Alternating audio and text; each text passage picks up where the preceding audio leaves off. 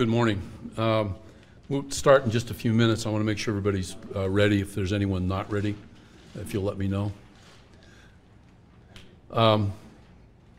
Before I make a brief introduction and talk about what we will be doing this morning, I would appreciate a moment of silence in memory of Claire Davis, and then we'll begin.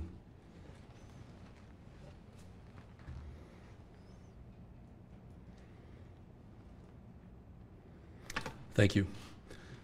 Our purpose this morning is to give you information that is relevant to the ongoing investigation into the shooting on December 13th, 2013 at Arapahoe High School.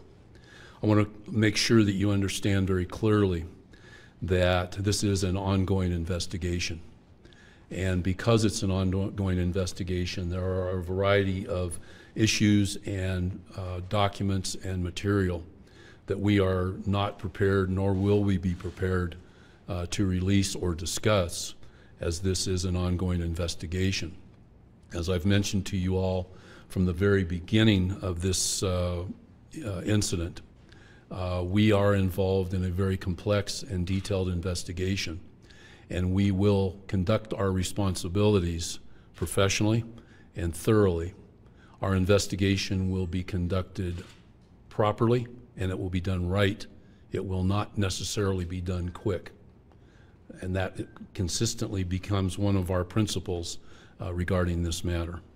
Our purpose this morning is to give you information that is relevant to where we currently are in this ongoing investigation. I have been joined by some folks that are our partners and have been our partners for a long time prior to the shooting at Arapahoe High, and continue to be critical partners of ours as we go through the ongoing investigation. Each of them will make some comment. Once they've made some comment, I will come back and give you an overview of where we are now and what we've accomplished up to this point in time and what we know. And then once we've done that, Under Sheriff Walsher will talk to you briefly about the future of this investigation, what responsibilities need to be accomplished, and what we see as the long-term strategy that we need to look at. Under Sheriff Walsher will make those comments because clearly he will be responsible to oversee the responsibilities of our ongoing investigation. Once we've accomplished that, I'll come back to the podium and I will make an effort to answer questions that you may have. I would prefer that you hold your questions until the end of the process that we've lined out for question and answer. So with that, first and foremost this morning, we are joined by Mayor Kathy Noon, Mayor of Centennial. Kathy has some comments to make, but before she makes those comments, I want to make sure you know that the City of Centennial is an absolute critical partner with the Sheriff's Office and our ability to serve and protect our community. They are focused and dedicated to public safety, and relevant to the shooting at Arapahoe High School, the leadership of Centennial has been focused for many, many years on ensuring that school resource officers are present in the schools that within our community, and frankly in some schools that are not directly in our community but serve the children of the City of Centennial. Kathy, please. Thank you very much, Sheriff. I would definitely echo Sheriff Robinson's comments about the school resource officers. It's been a priority of the City of Centennial for many, many years, and I think it has proven to be of utmost importance in this case and will certainly be a focus moving forward. But first and foremost, the City of Centennial and our council, our staff, and our community, our hearts go out to the Davis family.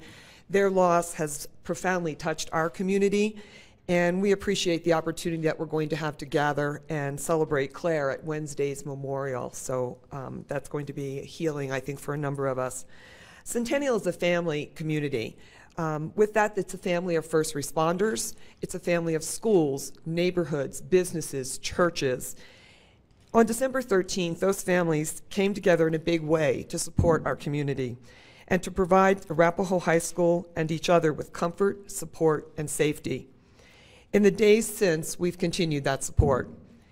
I'd personally like to thank Sheriff Robinson's department and the many neighboring first responders who handled the situation quickly and professionally. And I want to thank you to the businesses who provided socks, blankets, food, water for the children and the students and the families who were rushed from the school.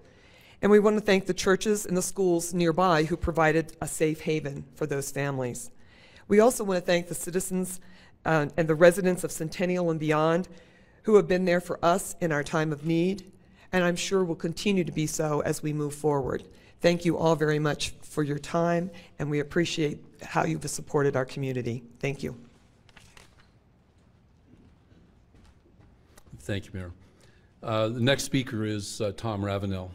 Tom is the special agent in charge of the Denver office of the FBI.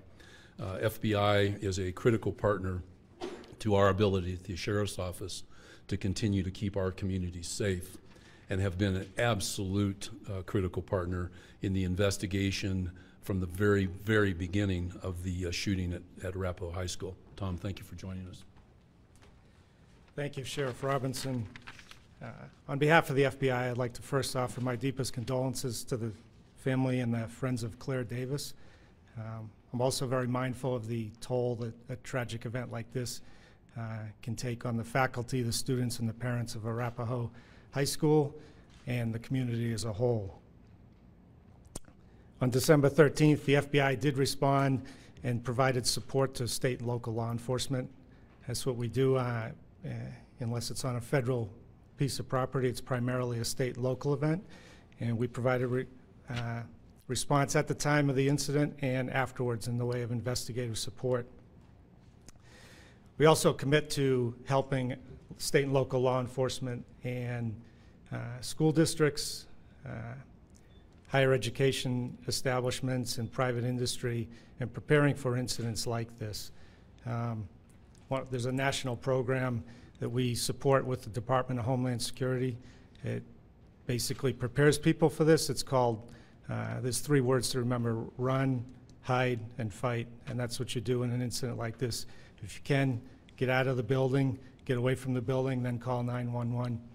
If you can't get out safely, find a hiding place, preferably in a room with no windows. One way you can turn your cell phones off so that they can't hear them, or at least put them on silent, and wait for police to come and get you. And if you can't hide because there's no other alternative, then use whatever means available you have to fight. Use a chair, use a fire extinguisher, whatever you got, because these people seem committed to killing people for no reason whatsoever.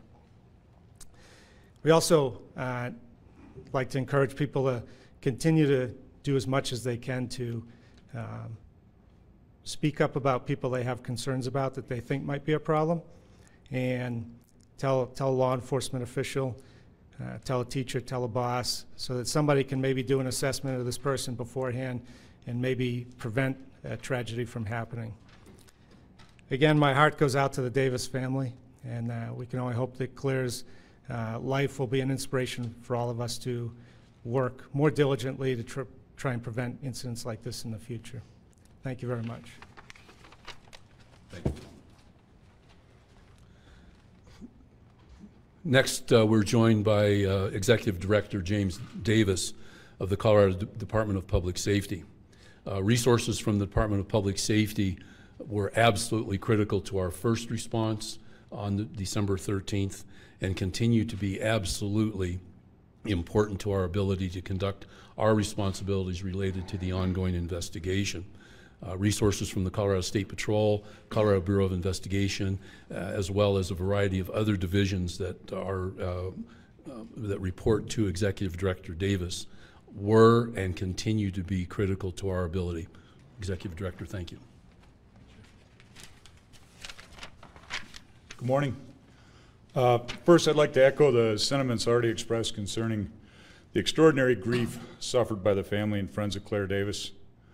I'd ask those folks to please accept my words of sympathy and compassion as a token of the feelings of Governor John Hickenlooper and all of the men and women of the Colorado Department of Public Safety. While I recognize that my words are of little consolation, it's important to know important that those folks know that they are in our thoughts and prayers. I'd also like to join with my colleagues in praising the efforts of the Arapahoe County Sheriff's Office and all the other law enforcement agencies, including Colorado State Troopers and CBI agents, who responded to this call so quickly and selflessly. Their efforts undoubtedly saved lives. Lastly, I'd like to take this opportunity to thank Sheriff Robinson for his leadership throughout this tragedy. Grayson, you've been a rock. We have been blessed by the benefit of your vast experience, your understated professionalism.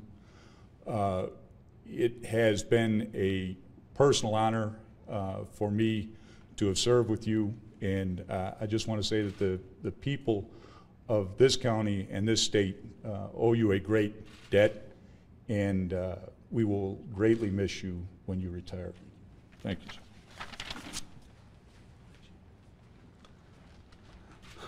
Thanks, Executive Director. The next individual that has joined us this morning is District Attorney George Brauchler. The District Attorney's Office also was critical to our ability to respond as quickly and as effectively as we were able with the first response capability, but then the ongoing follow-up that's related to the ongoing investigation. Members of the District Attorney's Office have been by our side from the very beginning, and they will continue to be by our side and partner with us as we continue to go through the complex responsibilities that we have associated with the ongoing investigation. District Attorney.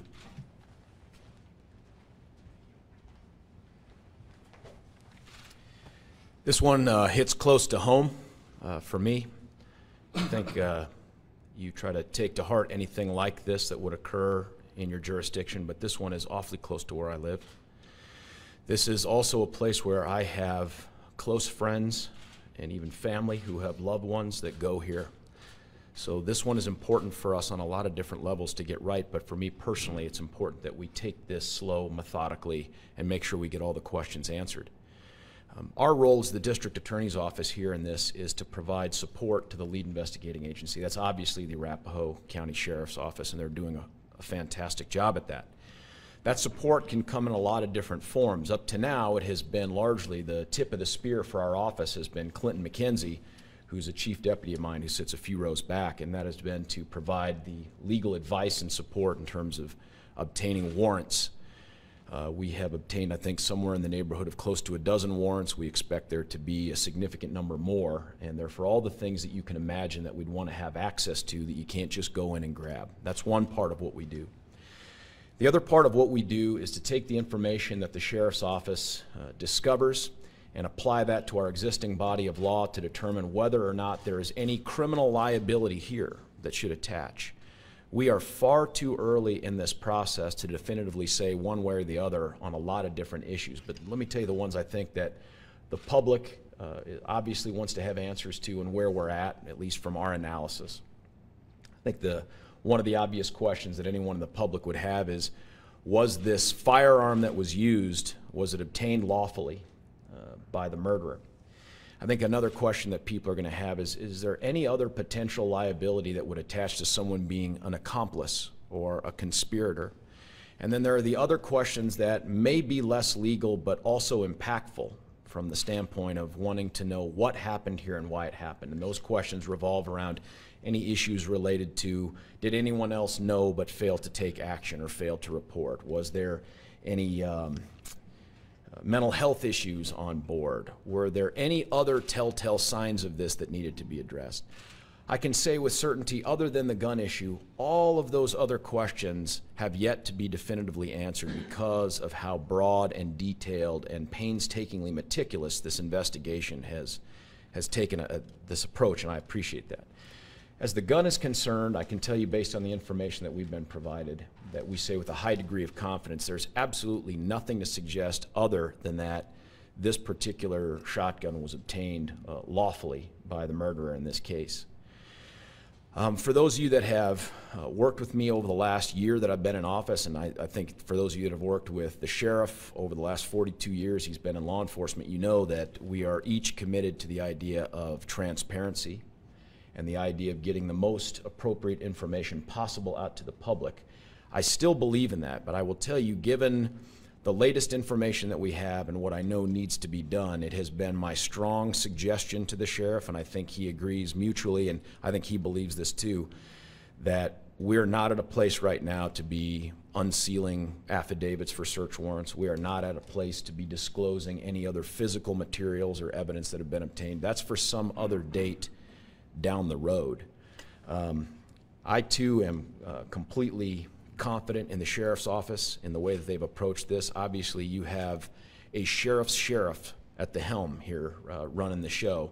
But I also want to encourage the public to think positively about, as this baton gets handed over, who it's being handed over to. I met Under Sheriff Dave Walcher back in Jefferson County, just purely coincidentally, on the grounds of Columbine High School in the aftermath of that shooting in April of 1999. Dave Walcher is not just a great leader of law enforcement, he is a guy who intrinsically and unfortunately has a great grasp of these particular types of cases and what are needed to, I guess, get all the answers you possibly can in them. So I think the community ought to have significant confidence in where this is going. The other thing that I can do for you as the district attorney is to point you in the direction of our victims compensation unit. Wendy Buter's in the back of the room here. She was on the ground there until the wee hours of the morning. She participated in much of the, I don't know, not really counseling, but much of the attempts to provide resources to victims in this case. I want to do this again. I want to give you some additional information, and that is with regard specifically to mental health type issues that result out of this incident. Those people that are directly related to it. You can apply for victims' compensation to help address those things, and don't sell yourself short. This is a huge traumatic moment, something that is going to mark many people's lives for the future. I strongly encourage you to avail yourself of these resources. You can call this phone number, 720-874-8787, 720-874-8787. And if you can get that out to as many people as possible, we'd like to be as proactive about addressing what we know is coming as we can. With that, I want to turn this back over to the sheriff and thank him for the great openness and partnership that we've had thus far in this. Thank you, Sheriff. Thanks, George. Thank you all for your comments and participating with us this morning. What I'd like to do is give you an overview of the investigation into the shooting at Arapahoe High School that occurred on December 13th, 2013. First and foremost, before I get into the details, I want to talk to you about Claire Davis. Claire Davis was a 17-year-old student at Arapahoe High School, and she was murdered. We also know a lot about Claire Davis that, very frankly, I wish I had never learned. There are certain people in your life that leave an impact on you. And Claire has left an impact on my life and on the lives of this community. But she's also a young lady that I wished I had never met. I also wished I had never met her parents, because they are people of purpose, they are people of principle, and they are people who made a difference. When we spoke a couple of weeks ago, there was some discussion that was Claire Davis in the wrong place at the wrong time.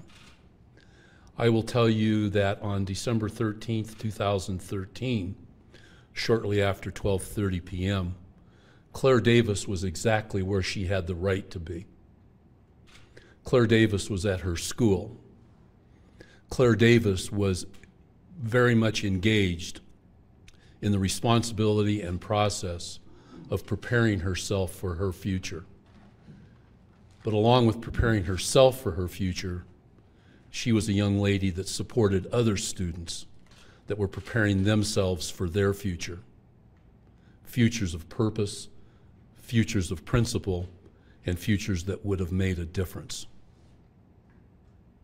and that opportunity to make a difference and to continue to prepare for a life of purpose was taken from her and taken from this community by a murderer.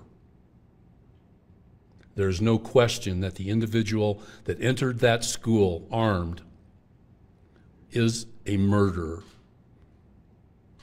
He entered that school with evil intent, and he entered that school with an absolute focus on doing the maximum amount of harm to the maximum amount of people that he possibly could. We know that at just prior to 12:33 p.m. on December 13th, 2013, the murderer entered the school on the north side armed with a shotgun, made no effort to conceal the fact that he was armed, came into the school and immediately fired one round randomly down a hallway. His second round was fired directly at Claire Davis, a round that proved to be fatal. The murderer then fired a third round randomly down that hallway and then went to the library media center of Arapahoe High School.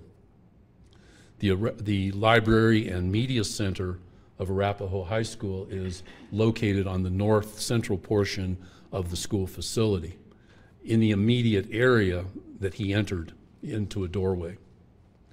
We know that the doorway on the north side that the murderer entered is supposed to be locked. Unfortunately, it rarely is, because it is more convenient for people to come and go from that area and not have to be obstructed by a locked door.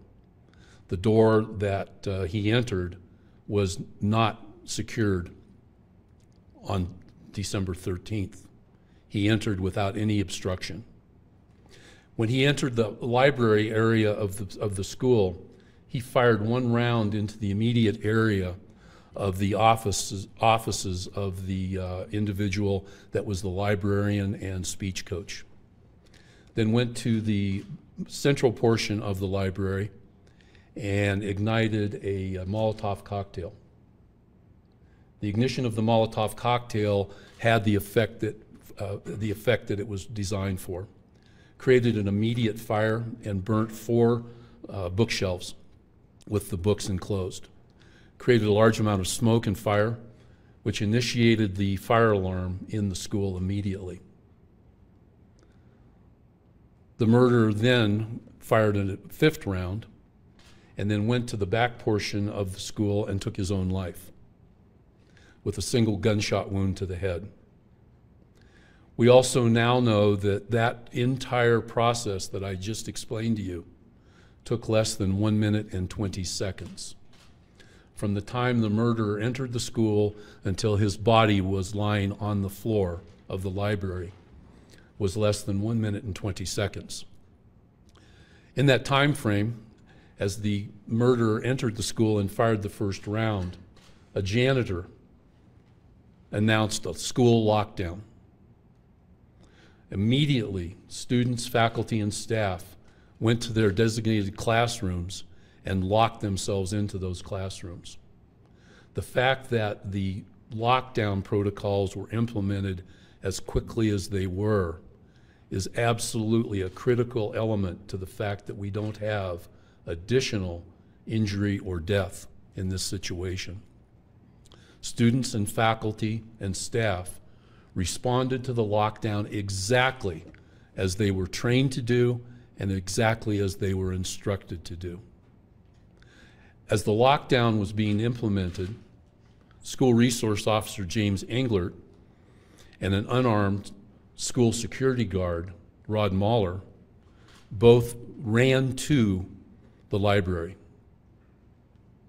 And as I've mentioned to you, while we train for active shooter responses, one of the phrases that we always use is run to the thunder. Deputy sheriffs and other individuals responding are asked to respond to the thunder. Run to the thunder, and the reason we say run to the thunder is when gunshots are fired inside a school, the echo up and down the hallways sounds exactly like you might imagine thunder would sound in an open space. Deputy Englert and security guard Mahler ran to the thunder. And they made it very, very clear that they were running to the thunder. They were identifying themselves. They were making sure that students were getting into their classrooms. And we are confident that the murderer knew they were in his immediate area. We also know, based on research and based on information that has been provided to us by psychological professionals, that murderers, once they are found out and once they realize they are about to be overwhelmed, will take their own life. And we have seen it happen time and time again. I absolutely am confident, and I believe strongly, that the reason that this incident took less than 1 minute and 20 seconds was the result of a very effective lockdown protocol that went into place immediately in collaboration with the immediate and timely response by an armed school resource officer and an unarmed school security guard. I absolutely know that the murderer had evil intent. He came to the school armed with a 12-gauge shotgun. He came to the school armed with a machete. He came to the school with 3 Molotov cocktails. All were designed and prepared to act accordingly, and one did. He also came to the school with more than 125 rounds of shotgun ammunition. His intent was to use as many of those rounds as he possibly could and use the Molotov cocktails in the most destructive manner that he was able to do. He was bent on evil, and he was bent on causing the largest amount of harm to the largest number of people that he could. There is no question about that. We also now know, based on the very, very hard work on the part of a large number of very well-trained, qualified, professional, and dedicated investigators and public safety professionals, it is our belief that the murderer acted alone. It is our belief that the murderer planned the tragic events of December 13th on his own, and he executed that evil plan on his own. Now, I say that because that's what we believe based on the information and evidence that we currently have available to us. However, as you are well aware, there is an ongoing investigation that's being conducted. In order to conduct a thorough and complete investigation, we need to keep all of our doors open and our minds wide open. We do not believe at this point in time that there are anyone that we can identify as either a direct or indirect co-conspirator. But we will not allow that current perspective to dictate where our investigation goes. We will keep our minds open, and we will ensure that we conduct a thorough and complete investigation. We know that the murderer bought the weapon on December 6th in the early evening hours from a local retailer. And as already been mentioned, the weapon was purchased legally. An appropriate background check was conducted, and the transaction was accomplished. From the 6th of December until the morning of December 13th, the murderer purchased a variety of ammunition for that weapon. On the morning of December 13th, we know that he made final purchases of ammunition that was part of the more than 125 rounds that was taken into the school, either on scabbard that held a machete, and then the rounds were held on bandoleros or in the backpack that he carried into the school. Also in the backpack were the 3 Molotov cocktails that I've already mentioned. We also know that up to the very last half hour of December 13th, 2013, around 12 noon, the murder was still in the planning process and had taken steps to purchase additional ammunition that he brought to the school for his evil acts. We know that on the morning of December 13th, the murderer conducted his business as he normally would, gave no indication that anything was amiss, took time to have a meal, and actually took time to go bowling by himself, alone. When he entered the school at just shortly before 12:33, he had planned to cause a maximum amount of harm. And I know I keep repeating that, but it's a message that deserves to be repeated. There is no question that this was a very deliberate and planned event, and that the outcome that this individual had on his mind is very clear to us. Maximum harm to the maximum number of people who were simply doing what they had the right to do. And that right was to prepare themselves for their lives, or to be part of a process that would prepare young people for their lives. Teachers, faculty, staff, and students were all victimized by this evil individual. Our community has also been victimized by this evil individual and his evil act. I've had the opportunity over the last several days since December 13th to visit with a lot of really good folks. And I've made the comment that this will forever change us. It will forever change us as individuals, as public safety professionals, as educators, as parents, and as our community. But it's up to us to decide if it changes us for the better or for the worse. And based on the unique position that I hold and the unique opportunities that I have, while we may be hurting as a community, we will be better for this. We will absolutely be better for this. There's no question. I will also tell you that while the investigation was in its very early stages, I had the opportunity to go into Arapahoe High School and walk the scene. And there were a variety of compelling things that I got to see.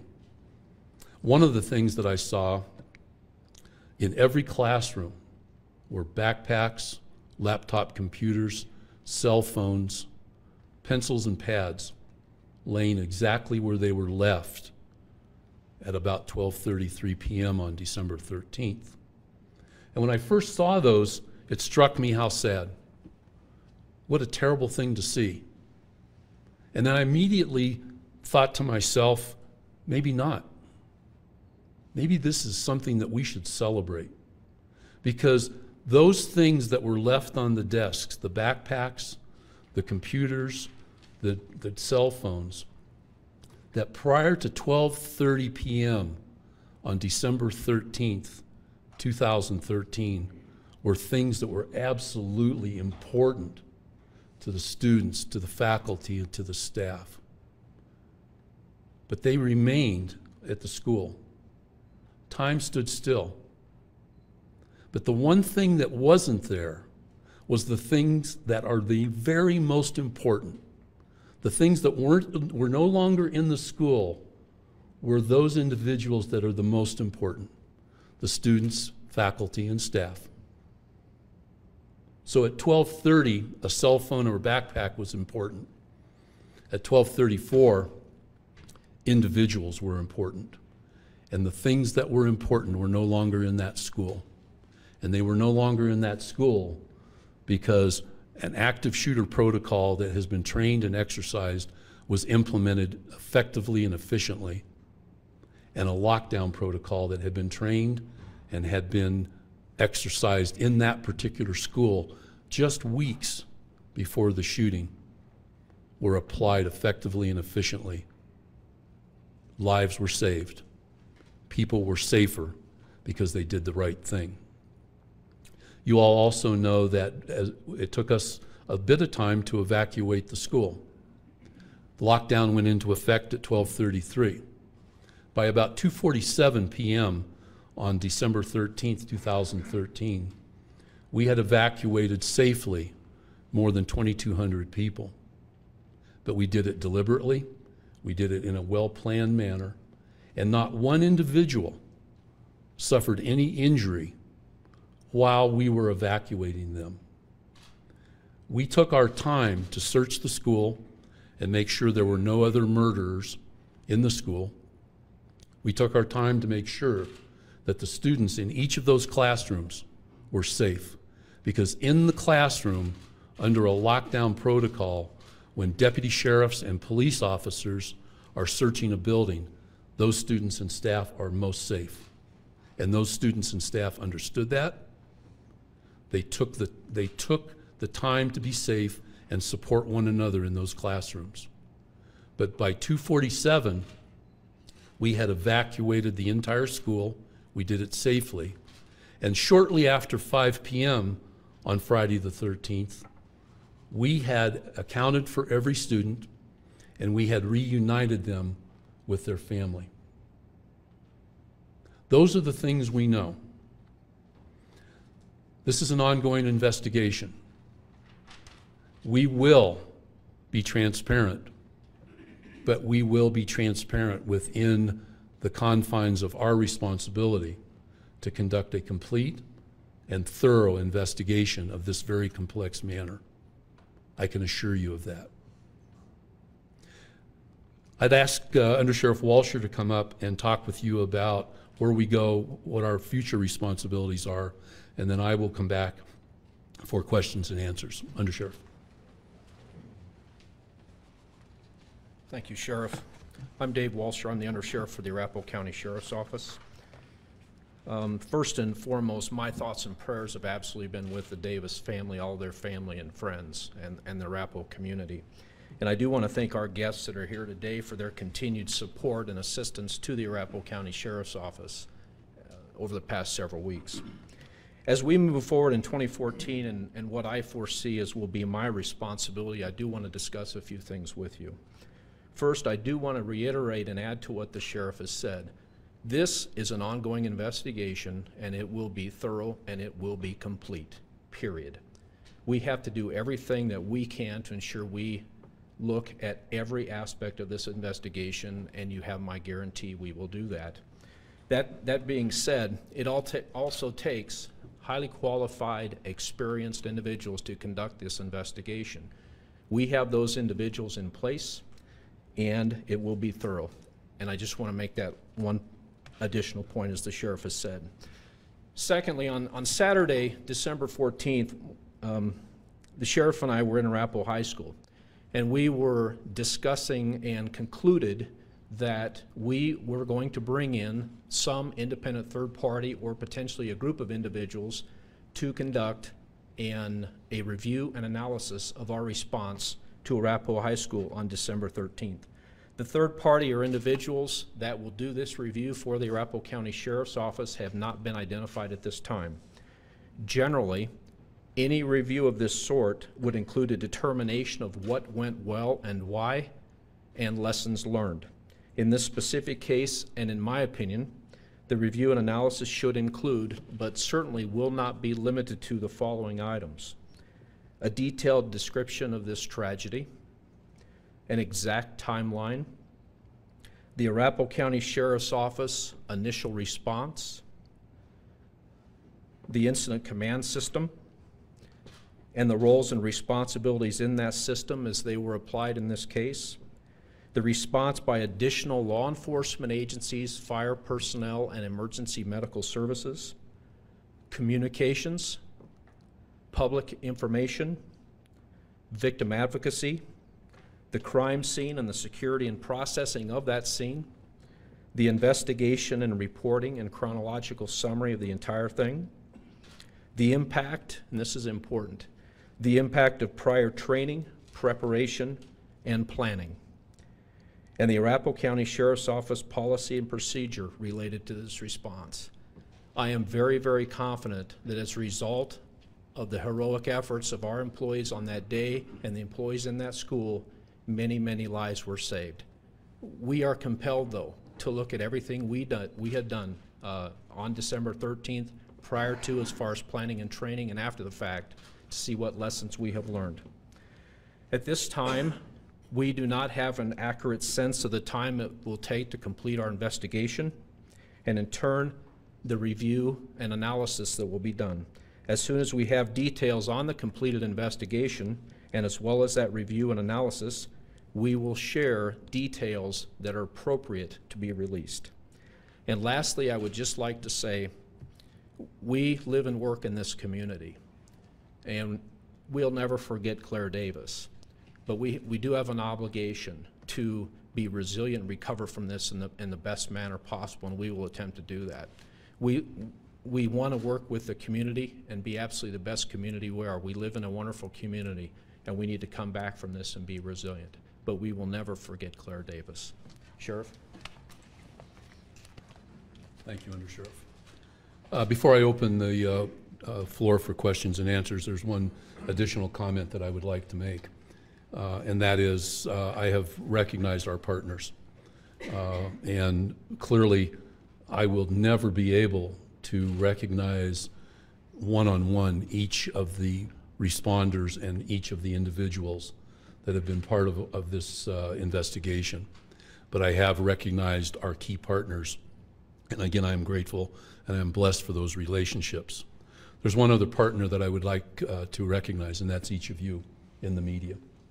I very much appreciate your professionalism. I very much appreciate your approach to informing our community of the issues related to the December 13th, 2013 shooting.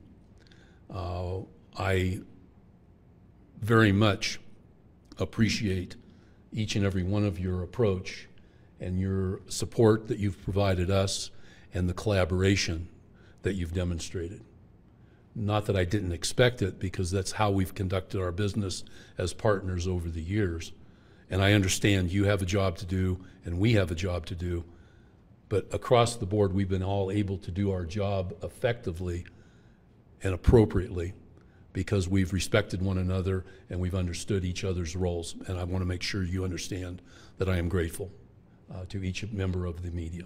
So with that, I'll try to answer questions. Yes, sir. So the door that you said was unlocked, but should have been locked, was that an exterior door or an interior door? The question was if the door that was the murderer entered, if it was locked or unlocked. It was unlocked. It was set ajar, but it was an exterior door, and it's actually a set of two doors. One that goes immediately to the outside, and then another that separates the outside from the building, probably a cold air block, something of that nature. The door was probably blocked open, which is pretty much a standard protocol, as I mentioned before, because it's inconvenient for people to come and go through to another area. Any idea who blocked it open? No, sir. Was it usually just left that way and then students could count? Yeah. I think the most folks would pretty much see on any given day that although the door was to be locked, it would be set ajar one way or the other. How it was set ajar, I'm not sure I know. The fact is that there was no obstruction to the murderer coming into the door. Lance? Sheriff, the gunman himself, had he been suspended or expelled from school in any way, or was he allowed to go with a student like that? The question was if the student was suspended or what his status was as a student.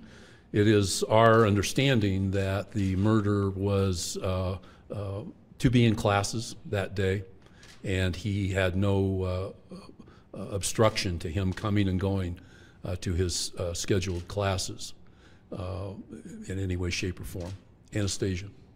Sheriff, in addition to any of the writings that you found on his body, did you find any writings in the home, his car, anything else that would give the investigators clues as to why he did what he did? The writings that were on his body we've already discussed, and the writings that were on his arm, first was the Latin phrase, the die has been cast. And then there was a series of 5 rooms that were listed that coincide with the library and classrooms inside Arapahoe High School. As far as any other information that we have or have discovered, still part of our ongoing investigation and an area that I am not able to discuss at this point in time. Yes, sir. You can't discuss it now. Yes, sir. Sure. You said the gunman discharged the weapon 5 times. Was it self-inflicted gunshot? Was that 5 or number 6? No, the question was the number of rounds. There were 6 rounds fired that we've identified. 3 rounds were fired in the hallway immediately adjacent to the north door that he entered. One of them was a fatal round to Claire Davis. He then entered the library, fired a round into the immediate office area of the librarian, then fired a 5th round into the immediate area of the librarian. The 6th round was the round that was a self-inflicted gunshot wound that killed the murderer. Yes, sir. Do you have any, I know you can't say, but do you have any clearer idea as to the motive than you're able to say? I mean, even if you can't say what it is in your own mind, do you have any better understanding now? I will tell you that I'm not at liberty to go into a great deal of detail. However, early on, we all discussed that one of the motives that we've been able to identify early on was a disagreement between the murderer and the speech team coach. We still believe that that was a primary motivator and an element that was critical to the murder's plan. Yes, ma'am. At this point, what more do you know about the threat that he made in September and how it was reported and how it was handled? The question was the threat that was allegedly made in September. We are still trying to evaluate that particular part of the ongoing investigation. We do know that there was a threat that was made, and it was very specific to the disagreement between the murderer and the speech coach. Still part of our ongoing investigation to better understand what the exact content of that threat was and how it was dealt with. Tom? Sheriff, yes. As far as changes when the students come back, will you have any additional SROs in any Littleton schools or in Arapahoe High School specifically? The question was our plans for the students' return on January 6th to Arapahoe High School. As all of you are well aware, when the students and faculty were allowed back into the school to retrieve their personal property, the sheriff's office had a presence, a uniform presence. And our purpose was to ensure students, faculty, and staff that that school is a safe place to be. Our other purpose was to interact with those students, faculty, and staff, not as peace officers, but as fellow members of our community there in support of them. When the students return to Arapahoe High School on the 6th of January, we will have a uniform presence. We have no need to add additional school resource officers with the support of the City of Centennial. We have deployed school resource officers to the schools that we're able to and within our deployment strategy. Anastasia.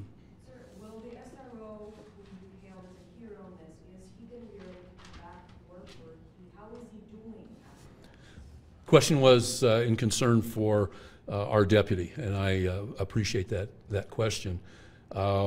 James Englert is a hero. There's no question.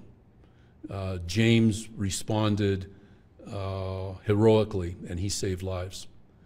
James Englert is a strong man. He's a man of commitment, and he is a man of service to others. He has already been back to the school. Each time that we have been at the school with our uniform presence that I talked about, James Englert was part of that uniform presence. James Englert was given the distinct honor on Saturday to serve as a pallbearer for Claire Davis, and he was asked specifically by the Davis family. James Englert will be on duty on January 6th, and he will continue to serve with pride and with a focus on service to others. I will also mention to you that because we're involved in an ongoing investigation, James Englert is not available for interview. We've told you that when the time was right, he will be, and he will be. But because of his absolute critical, direct involvement in this tragic incident, he is an important part of our ongoing investigation. He is not available for interview or discussion, and he will not be until I authorize it. Yes, sir. To clarify, when you said he will be on duty, will he be on duty as the SRO at Arapahoe High School that day? James Englert is a school resource officer, deputy sheriff with the Arapahoe County Sheriff's Office. His current assignment is school resource officer at Arapahoe High School. He will conduct his responsibilities in that assignment on January 6th and after. He is a very important part of the Arapahoe High School family. We think he's a deputy sheriff. They think he's a warrior. We all believe that somewhere in the middle is where he is at. But the students, faculty, and staff absolutely consider James Englert a part of their family, just as we at the Sheriff's Office consider him part of ours. Yes, sir. Sheriff, back to that door for a minute. Had it been I'm sorry. closed, back to that door. Okay. For a minute. Had it been closed and locked, would that have prevented the shootings? The question was if the door had been locked, would it have prevented the shootings? I will tell you that I am not in a position to speculate. I don't believe it would have, because I believe that the murderer was intent on executing his violence and his evil. He would have found a way to enter that school. I don't believe the fact that that door was set ajar, had it been locked, I do not believe that that would have prevented this evil act. Yes, ma'am. So you mentioned that he went bowling before the shooting. That's what Cleveland and Harris did too. Do you think that he's inspired at all by Columbine? You're going to need to repeat your question because I think it's inaccurate. Try it again. Did you say that he went bowling before, like on the day before the shooting? He went, thank you. He went bowling the morning of December 13th. I think that that's what Cleveland and Harris did before Columbine, no? I don't know. I'm not familiar with that. And certainly if there's a relationship, we will find it and report it in our ongoing investigation. Tom. Sheriff, could you please spell out the names? And also I understood that not only was James there as the SRO, but there were two other guards or school administrators. If you could spell out 2 or 3 of the names, if you would, please. And also another follow-up question. The first was James Englert, and James is the deputy sheriff assigned there. Englert is his last name. The unarmed school security guard is very frankly, a retired deputy sheriff from Arapahoe County, and his name is Rod Mahler, M-A-U-L-E-R. As far as the names of the administrators, I don't have them at this point. Anastasia. Oh, I'm sorry, Tom, you had a follow-up? Thanks for remembering. As far as the discipline that's been talked about previously in September relating to the speech debate coach, do you know if you share what disciplinary action was towards the murderer? At this point in time, I don't know, and it's still part of the details that we're looking into in the ongoing investigation. Anastasia? Sir, I was wondering if you would be so inclined to share a photo of the deputy sheriff with us so we can better tell the story. Let me contemplate that. I know that you have generally run photos of James in his work environment, but let me contemplate it, and if I'm inclined, I will put it out as a media release follow-up to your question, if that's fair. Yes, ma'am. Have you talked to like the gunman's parents to see, whether they, had any red flags that they noticed, or have you had conversations with them too? The question was if we have had contact with the murderer's family. I'll paraphrase your question if I might. The interviews that we have conducted and continue to conduct are extensive and very detailed. we will or we have interview everybody that has any information that's relevant to our investigation. Our investigators, agents from the FBI and agents from the Colorado Bureau of Investigation have all come together in a team, and since the Friday the 13th, we have conducted more than 200 individual and very extensive interviews. Sheriff, as a follow-up to that, a party who claimed to be the father of the murderer allegedly talked to Denver Post in a brief conversation and said that someone will be responsible, that he wanted to have answers about the disciplinary meetings that he went to with school officials. Now, whether that was actually the party or not, that obviously is part of your investigation. Thanks, David. First off, I'm not privy to, nor was I directly involved in any conversations that would have allegedly been by the father of the murderer or the Denver Post, so I can't comment on that.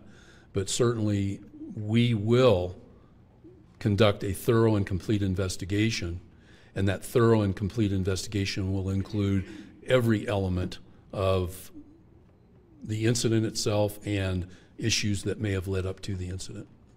Yes, ma'am.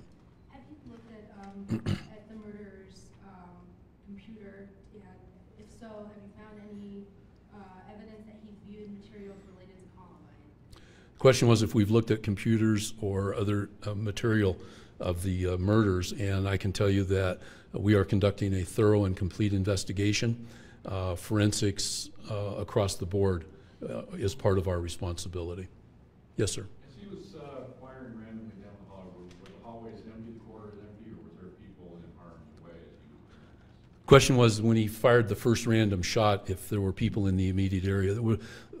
Fortunately, there was a very, very small number of students and staff in that particular hallway at that time, partially because they were in class. The class hour that coincides with 12:33 on Friday, it actually begins at 12:15 p.m. So students were either in their classroom, in the library, or they were in the cafeteria. Fortunately, there were very few people in that hallway. Yes, sir. A question of Mr. Brauchler. Sure. George, please. You mentioned there had been about 12 warrants issued. Were those search warrants? Oh, yeah, that's right. And can you give us some idea of where those search warrants were executed? As you might guess, and I think initially we even had some conversations about this, home, car, computers, cell phones, all the things you can imagine that where you'd try to be finding information about what was going on in someone's mind, steps they'd taken to put things together, those kinds of things. My sense of it, though, is we're going to have more warrants, whether it's for additional school documents, school records, if there's any sort of evidence that leads us to conclude that there was medical or mental health treatment at any time. I mean, I think the goal here is to come up with as many answers as possible. I mean, look, the bottom line for us is it's not just about fact-finding, it's about determining if there's any justice that can be obtained in this process.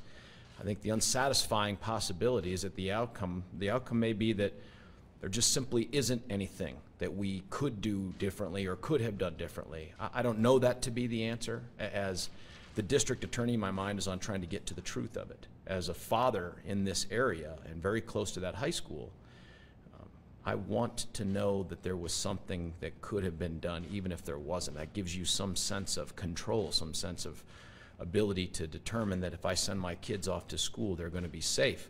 There's no reason to suggest that that isn't true, but for an incident like this, I mean, it is compelling to want to get as much truth as possible. So those warrants that we've sought, those warrants that we'll continue to seek, are all about that, arming the sheriff and his investigators with the most amount of information possible to come up with the truth of this situation. And do either of you gentlemen have any suggestion, come across any suggestion that the shooter had some sort of mental illness? I think this is part of the investigation. I mean, there isn't anything that I feel like we could comment on with any degree of confidence or clarity. But I think that the knee-jerk reaction of anyone out there in the community who hears of an incident like this is to instantly conclude, and we have had far too much of this here in our state, is to conclude, well, I mean, there must have been something because no normal person would do something like this. So I think we leave open the possibility that the investigation needs to include an evaluation of that. So that's where we're headed, is to try to find as much of the truth as we can. Sure. Yes, ma'am. Do you know if the debate coach will be back at school? The question was if the debate coach would be back at school. I have no idea. I've not had discussions relevant to his plans, and certainly I think that would be something that would be pretty personal and a decision that maybe he's contemplating. I don't know. Tom? No, I covered Arapahoe High School for over 2 years. I'm pretty familiar. I'm just curious. We keep hearing, from kids like Boulder, I've seen at other events.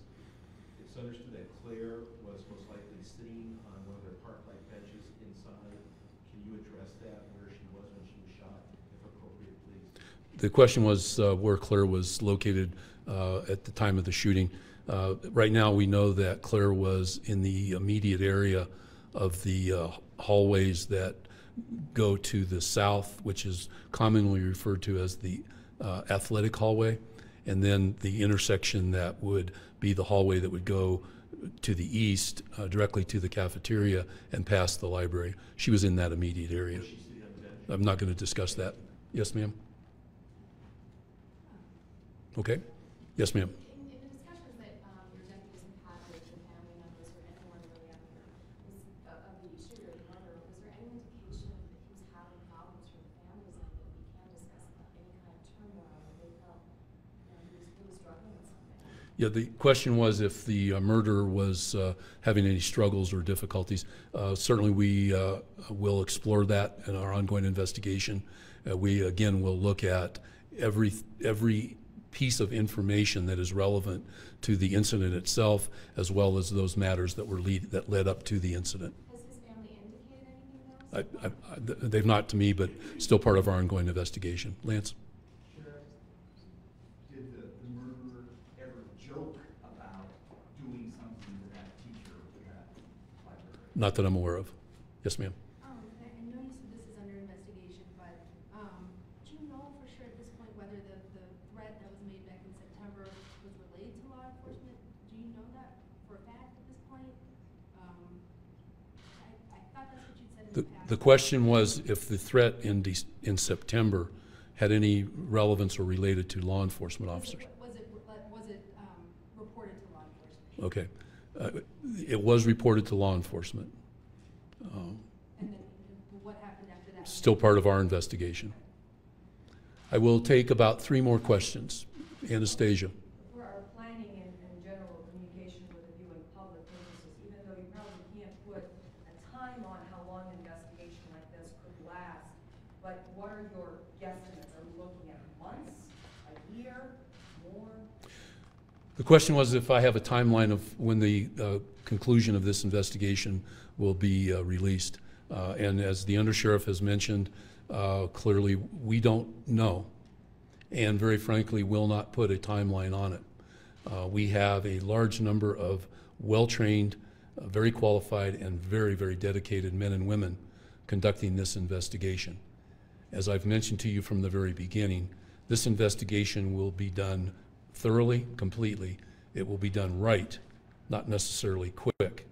I will allow my colleagues who are responsible for the investigation to determine what that timeline is. I will not arbitrarily put a timeline on those men and women and the work that they have to accomplish. Do you expect it to be on your watch? No, sir. My watch is ticking down pretty quickly. Yeah. I'm not sure exactly how to ask this, but if the shooter doesn't really fit the profile of somebody that would do something this terrible, I mean, that's got to leave your investigators and your psychologists just scratching their head. But it seems to me if he doesn't fit the profile, are there lessons to be learned in the future for law enforcement and educators? The first and foremost, I'm not really able to respond completely to your question because it's still part of the ongoing investigation. I would, myself at least, and I'm sure the investigators have this same mindset that we will not allow some stereotypical, quote, profile to drive our investigation. We will deal with facts, we will deal with evidence, and we will deal with the truth. Whether this murderer fit a stereotypical profile or not, for me right now is not particularly relevant. We will focus on the murderer, and we will focus on the evidence, facts, and the truth of this investigation. One more question. Grayson, I'm sorry, Ron, but this is credentialed media questions only. I'll answer your question. I'll be glad to answer your question afterward, but I've specifically credentialed media only. Anastasia. Sir, this is undoubtedly a large event in our community as a whole and for this department specifically.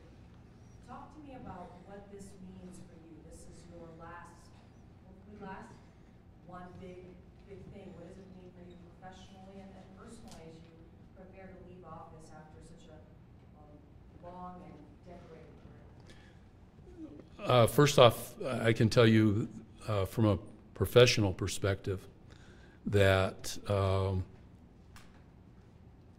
this is something that I wished we had not had to deal with. But I think any sheriff, police chief, community leader across our country would say the same thing. But the fact is we don't always get our wishes. And you have to respond and conduct your business as the community expects you to do that. And I believe we have done that as an organization and as a group of partners. I believe that if this had to happen in our community, we responded because of our training, because of our exercises, and very frankly, because of the committed efforts of the men and women that responded. We know that our exercises and our training were applied very, very effectively on December 13th. And those are trainings and exercises that we have to do, but we pray we never have to utilize. Unfortunately, we had to. Fortunately, we responded very effectively. And I am grateful and blessed for that.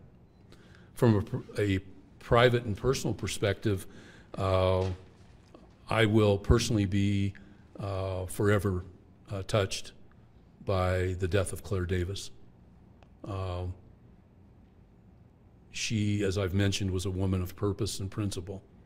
And the fact that I had to meet her parents, and frankly, I got to meet her,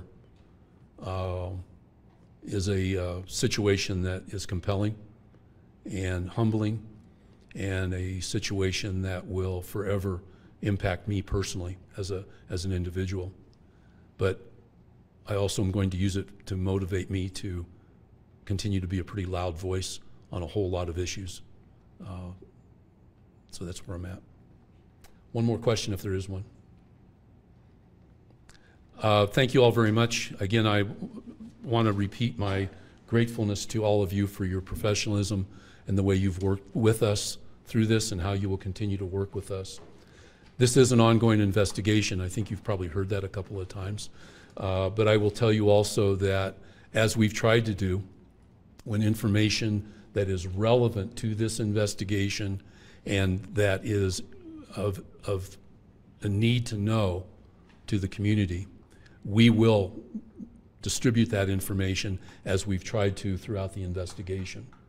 I don't have any time frames on media releases, but as we determine information that is relevant to your purposes and our responsibility to communicate with our community, that information will be released as it is available to us. Thank you all very much. Take care of yourself. Oh, I know you all know this, but we'll remind you, public memorial will be held for Claire Davis on New Year's Day at 1 p.m. at the National Western Events Center. I suppose a point of reference for you, I spoke with folks that are organizing that early this morning, and it appears that the event center holds about 6,200 people. I am fairly confident, based on information I received earlier today, that the attendance will far exceed the capacity of that facility, just for your planning purposes. Thank you all very, very much.